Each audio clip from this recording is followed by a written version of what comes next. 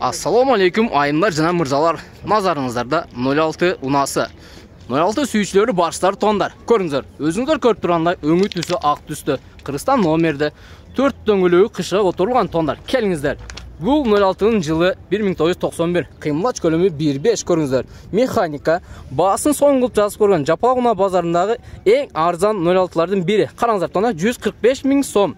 Байланыш номерлери көрсөтүлгөн. Кензер менен бир жакшы обзор кылып берейин.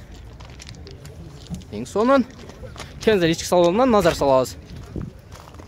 Бисмиллахиррахманиррахим. Ички салондар өзүңүздөр көрүп тургандай тондар.